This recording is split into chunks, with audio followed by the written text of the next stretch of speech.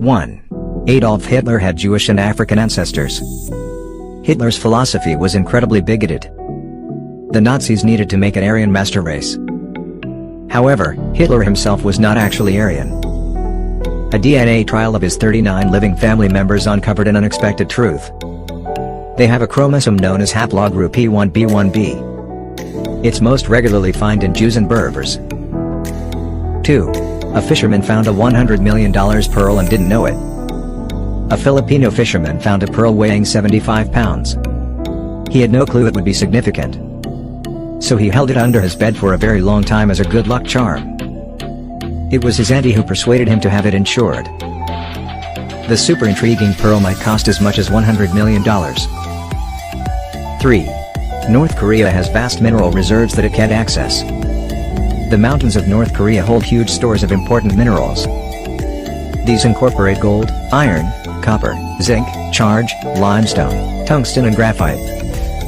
Be that as it may, the isolated nation has no foundation to mine them. They depend on unfamiliar innovation and equipment.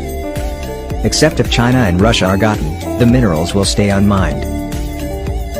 4. A man accidentally bought the original copy of the Declaration of Independence for $4. In 1989, a Philadelphia man bought an old artwork. He paid $4 for it at a swap meet. Whenever he eliminated the material, the edge went to pieces.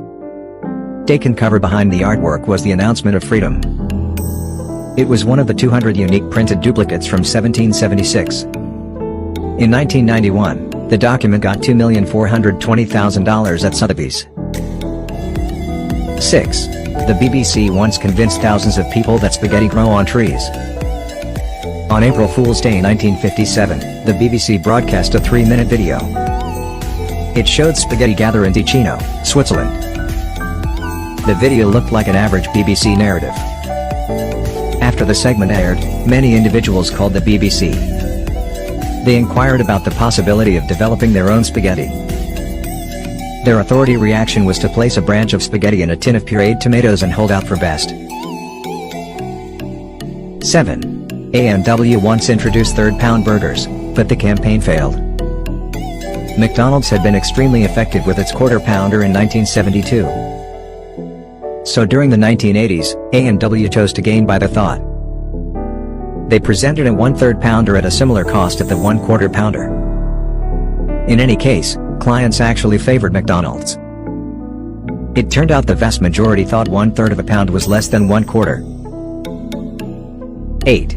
A lawyer once shot himself trying to prove his client's innocence.